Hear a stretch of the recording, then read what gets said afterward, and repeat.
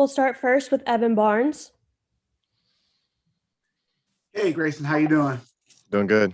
Good. So I asked I asked Dylan this, but with this 7-game road trip coming up, it's obviously a longer than most trips. But what are some essentials you have to have on this trip, and how do you kind of prepare for being gone for that long? Did the bubble kind of prepare you for being, away for such a long period of time? Yeah, I guess so. I don't know. It's crazy to have just like it feels like we've been gone this whole month already, and just have another 13 days crazy. But for me, I pack easy. It's real quick. Just pack a bunch of sweats, some shirts, make sure I have enough underwear for the trip, and got my gaming laptop, and I'm good. That's about it. Megan Triplett.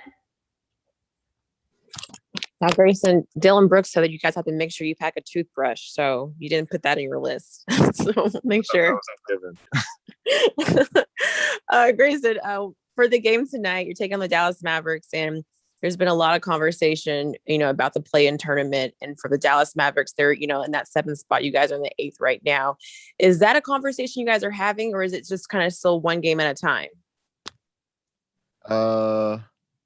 We're definitely aware of it, and like that, because that's the reality of the situation, right? It's 7 through 10 get that opportunity. But at the same time, like the way you approach that is with every game, just take it one game at a time. Every game counts. Because if you start looking ahead, you start watching their games, you start watching other people's games, like seeing if they won or lost. Like it just gets to be too much, especially with 20 games left in the year. So for us, the only thing we can do is look at our next game, and that's Dallas. And then after that, we take this road trip one game at a time, and try to get as many wins as possible to close out the year. Terry Davis. Hey, what's up, Grayson? How's it going? Hey, 2 things, man. Next time you have a quarter like that, man, you got to break out the sunglasses in the post-game interview, man. DBs. And secondly, I know you guys taking one game at a time, man. But have you started looking at the standings and what you need to do to try to either move up or keep people away from you? Because I know you're looking to focus on one game at a time, but I know you got to start watching the standings at some point, right? Yeah, we have the standings up around our facility, and so we're aware. We're aware of the situation. But like I said before, like you're not. It just gets too much to just watch, checking the scores every night, seeing if the team in front of you won or lost, like seeing if the teams behind you won or lost. Like all you can do, especially with how quick our turnarounds are and how quickly we have games coming up, you can only just look at your next game. But I know everyone's close, especially once it gets towards the bottom here. That's 7 through 10, 7 through 11 range. Really, everyone's close. So you can't. If you were to worry and watch that every day, I think it'd get to be a little bit too much. Mike Wallace. Grayson, you guys are obviously close-knit team around each other every single day. I guess externally, a lot of people, a lot of fans just can't wait to see this team finally whole and healthy. How much is that the case with you all now with 20 games left in the season, knowing that Jaren is on the runway, DeAnthony's getting stronger, and Justice is right there too? How anxious are you guys to finally see the picture come together? I think we've had that feeling the whole year. Even when early on, like we're waiting for guys to get back, someone else goes out.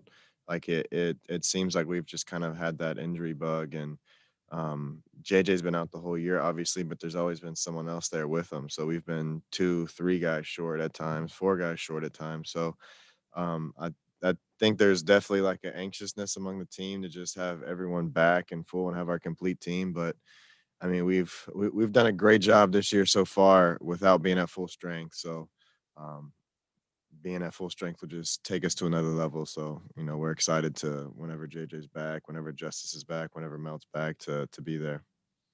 Final question, Parker Fleming. Hey, Grayson. So this month, y'all are 5th in 3-point percentage and 15th in three-point attempts per game. Just has that blend of quality and quantity from the 3-point line been a conversation in the offensive game plan?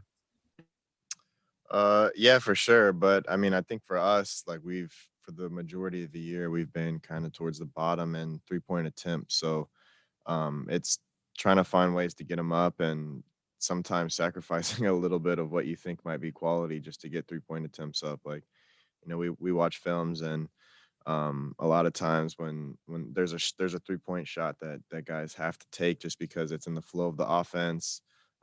It makes the defense pay for helping off and bringing too many guys to the paint. So it's a shot you have to take, even if it's slightly contested. And I think we've done a really good job this month. There have been games where we've gotten up a lot of threes, and it's everybody. Like, I mean, I I had a game with 13 this month. Other guys have had games with 7, 8, 9. So it's everybody getting up a lot of attempts. And we've actually, I mean, with how much pressure we put on the paint, I think collectively everyone, and the guys with the ball, especially who are driving it to the paint, have done a good job of finding those shooters on the wings, corner, top of the key, wherever it may be, to try to find them to help us get more attempts up and get quality looks up. Because I mean, especially with Ja and JV, they're putting so much pressure on the paint that the threes are going to be open.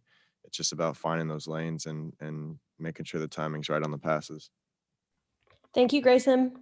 Yep. Thank you.